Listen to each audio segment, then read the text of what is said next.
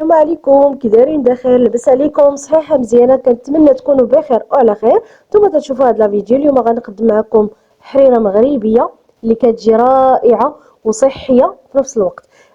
بدون دقيق ابيض، صراحه تجي رائعه، وبدون مطيشه ديال الحك. كنتمنى انكم تتابعوا معايا الفيديو وتشوفوا طريقه التحضير والمقادير ديال هاد الحريره هذه. كنتمنى انكم تطبقوها وتردوا عليا في الكومونتير كيف جاتكم. مرحبا بكم. دابا نبداو ان شاء الله في طريقه التحضير والمقادير. بالنسبه لهاد الحريره هذه كنحتاج ليها واحد الكميه ديال الحمص. الحمص اللي مفزقه ليله كامله، وممكن لكم تحيدوا ليه ديك القشره اللي تتكون فيه، وممكن تخليوه بالقشره اللي بغيتو نتوما اللي تفضلوا.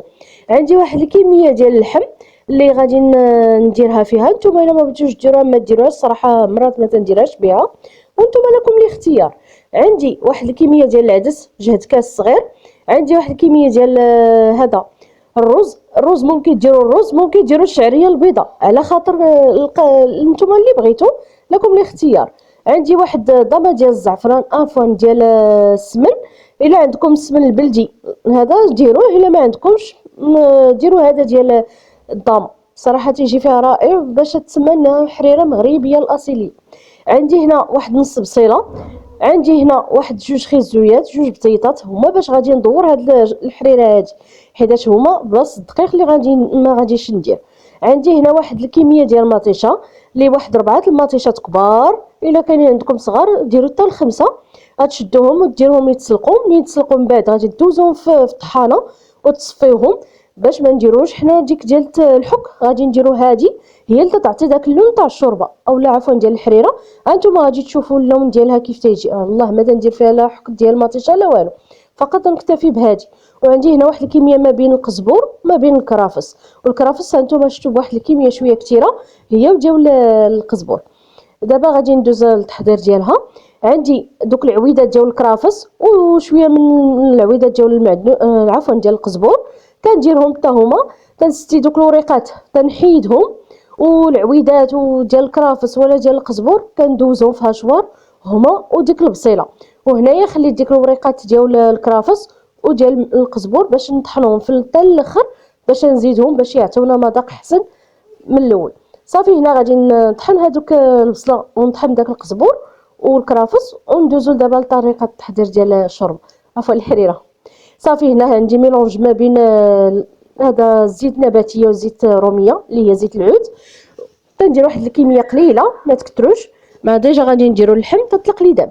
صافي غادي نزيد على هذاك الكرافس والبصله والقزبور، وغنزيد دوك القطيعات ديال اللحم، وغنزيد الحمص. كما قلت لكم الحمص ممكن تفسخوه ممكن تخليوه هكاك. عندي واحد الكميه ديال العدس اللي نقيته وغسلته وخليته في الماء شويه، ومن بعد غادي نزيدو هنايا. عندي ديك الضامه ديال هذا ديال السمن، الا لقيتو البلدي كان احسن، صراحه تيجي فيها احسن اكثر. وعندي ديك مطيشه، انا تندير كلشي دقه واحده وتنمرق وتنسد عليها وتنخليها طيب على خاطرها. مطيشه نتوما شفتوا كيعطي اللوين، وحاولوا ستي مطيشه اللي تتكون حمراء بزاف. هاد عندي هنا معلقه صغيره ديال السكينجبير، معلقه صغيره ديال التحميره، معلقه صغيره ديال الخرقوم، واحد نص معلقه مع مراش ديال البزار، حيتاش عندي ديجا سكينجبير حار مع باقي جديد، عندي شويه حار، داكشي علاش اكتفيت بداك الكميه ديال البزار. وعندي هنا واحد نص معلقه ديال الملحه، والملحه تتبقى على حسب الذوق وحسب الرغبه ديال كل واحد منا. صافي غادي نخلطهم واحد شويه بحال هكا، وغادي نزيد داك خيزو، وغنزيد ديك بطاطا. هانتوما غادي تشوفوا معايا، حيتاش ديك بطاطا وخيزو ما تنقرضهم ما والو، تنخليهم صاينين بحال هكا كما شفتوا معايا. فقط تنقيهم وتنقشرهم وتنغسلهم وتنزيدهم هنايا. هاد البطاطا حتى هي تنخليها صائنه باش منين يطيبوا غادي نهزهم، ما نخليهمش يتحلوا، غنهزهم باش نطحنهم. صافي هنا ندير الماء الكافي اللي غيكفيني في الشوربه ديالي اولا الحريره، عفوا. صافي دابا غادي نديرهم يطيبوا، ومنين طابوا ليا كما شفتوا معايا غادي نحيد داك خيزو ونحيد ديك بطاطا نديرهم باش نطحنهم، باش نزيدهم في الحريره، هما باش غادي ندور الحريره. صافي كما شفتوا معايا، كما قلت لكم غنحيد داك خيزو ونحيد ديك بطاطا وغنديرهم نطحنهم، هما باش غادي ندور دابا هاد الحريره هادي. وها نتوما كما شفتوا معايا راني طحنتهم ولاو على شكل لابوري بحال هكا. غنزيدهم على هاد الحريره هادي وهنايا عندي كميه ديال الرز كما ذكرت معكم. ممكن ديروا الرز، ممكن ديروا الشعريه الرقيقه حتى هي تجي فيهم رائعه. انا فضلت ندير الرز باش حيتاش حتى هو تيطلق ديك النشا ديالو، وبديك النشا ديالو هي باش غادي ندير غنمرق. زعما عفوا هذه عقاد ليا داك الحريره، وما غنحتاج نزيد ليها لا دقيق لا والو. وكما شفتوا معايا اللوين ديال الحريره تجي رائع، تيجي هذا سميتو اللوين، ما تحتاجوا لا تزيدوا لا الحك لا والو. انا بالعكس زدت عاد الحك تجيني تتكحل هذا الشوربه، يعني تكحل اي حاجه درتوها فيها تجيني تتغمقها. انا هنايا قلبت هذيك الحريره درتها في واحد الكوكوط شويه كبيره باش يلقى داك الرز يطيب على خاطرو.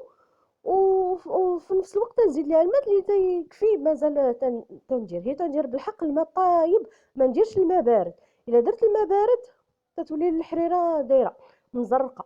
صافي تنخليه تيغلى مزيان يطيب لنا داك الرز. وهاد الكشكوشه بداو تحاولوا ما امكن بداو تحيدوها.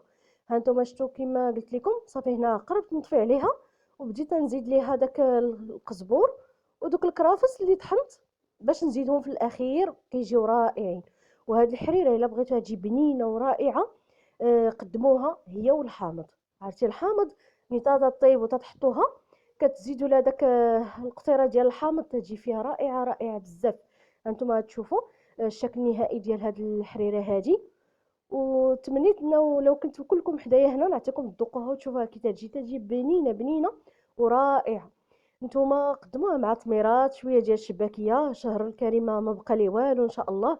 وحنا دابا في شهر هذا شعبان، يعني شعبان تنحتاجوه نديرو تنصومو في اثنين وخميس.